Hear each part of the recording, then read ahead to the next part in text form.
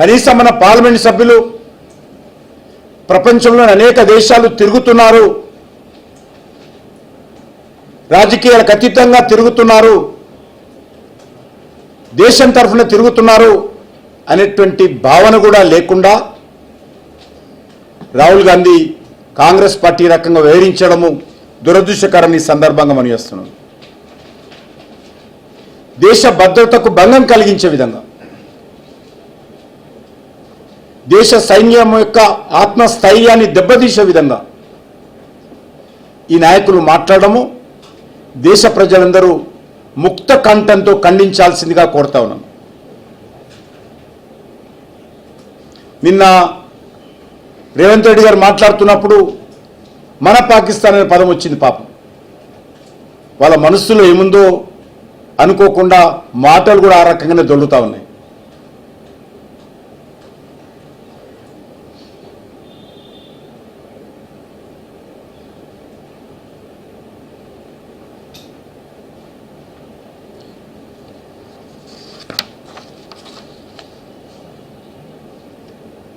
BJP ఏం సాధించింది అని ర్యాలీలు చేస్తున్నారని చెప్పి రేవంత్ రెడ్డి అడిగాడు.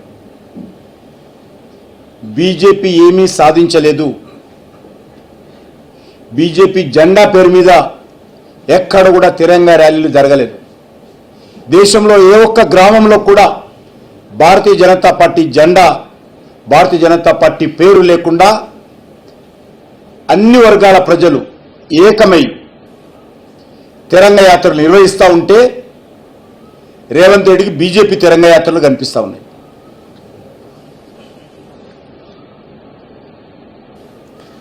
భారత సైన్యం యొక్క సామర్థ్యాన్ని దేశ ప్రజలందరూ పండుగ చేసుకుంటుంటే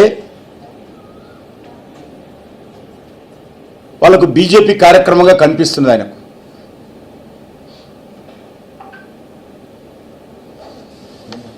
ఇది ఒక రాజకీయ పార్టీ కార్యక్రమం కాదు. భారత సైనికుల కండగా భారత ప్రజలందరూ కూడా కులాలకు అతీతంగా, మతాలకు అతీతంగా నిర్వహిస్తున్నటువంటి తిరంగా యాత్రలని చెప్పి ఈ సందర్భంగా మనం చేస్తున్నాను. ఇంకొక అడుగు ముందుకెళ్ళి రాహుల్ గాంధీ ప్రధానమంత్రి అయి ఉంటే పీఓకేని ఆక్రమించుకునేవాడు అంటారు రేవంత్ రెడ్డి. పాపం ఈ జన్మలో రాహుల్ గాంధీకి అవకాశం లేదు. కానీ ఒకటి మాత్రం స్పష్టం చేయదలుచుకున్నాను, అసలు పీఓకే పాకిస్తాన్కి ఎవరిచ్చారని అడుగుతా ఉన్నాను. ఇన్ని సంవత్సరాలుగా పీఓకే ఒక రావణ కాష్టంలాగా, జమ్మూ కాశ్మీర్లో ఒక రావణ కాష్టంలాగా నడిపింది కాంగ్రెస్ పార్టీ ప్రభుత్వం కాదా అని అడుగుతా ఉన్నాను.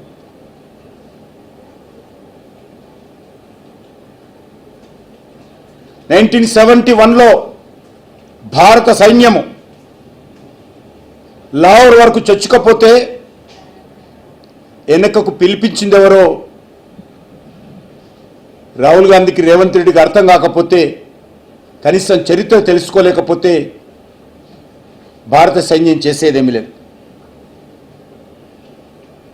93,000 మంది సైనికులను బేషరతుగా భారత్కు లొంగిపోయినటువంటి పాక్ సైనికులను వదిలివేసిన విషయము రాహుల్ గాంధీకి, రేవంత్ రెడ్డి తెలియకపోతే సైనికులు ఏం చేసేది లేదు. ఒకటే అడుగుతా ఉన్నాను,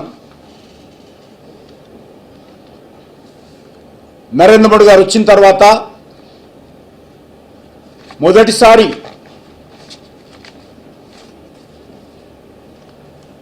పాక్ యొక్క ఉగ్రవాదులు మన సైన్యం మీద దాడి చేశారు. ఫస్ట్ టైం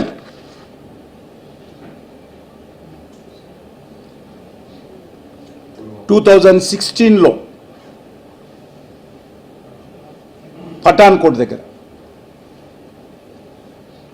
కాంగ్రెస్ లాగా, కాంగ్రెస్ ప్రభుత్వం లాగా సంతాపాలతో, హెచ్చరికలతో, ఎన్డీఏ ప్రభుత్వము, మోడీ గారి ప్రభుత్వము సరిపుచ్చుకోలేదు. భారతదేశ చరిత్రలో మొదటిసారి ఒక ఉగ్రవాద సంఘటన నరేంద్ర మోడీ గారు ప్రధానమంత్రి అయిన తర్వాత జరిగితే మొట్టమొదటి సంఘటన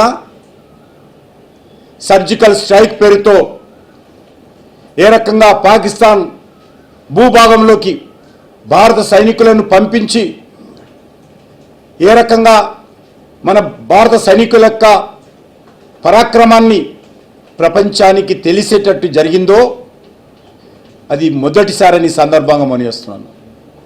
రెండవసారి పుల్వామాలో 2019లో సిఆర్పిఎఫ్ శిబిరం మీద ర్యాలీ అంటే కాన్వాయ్ పోతున్నప్పుడు పాకిస్తాన్ ఉగ్రవాదులు దాడి చేసి సుమారు 40 మందికి పైగా బలిదానమైతే రెండవసారి ఎయిర్ స్ట్రైక్ పేరు మీద పాకిస్తాన్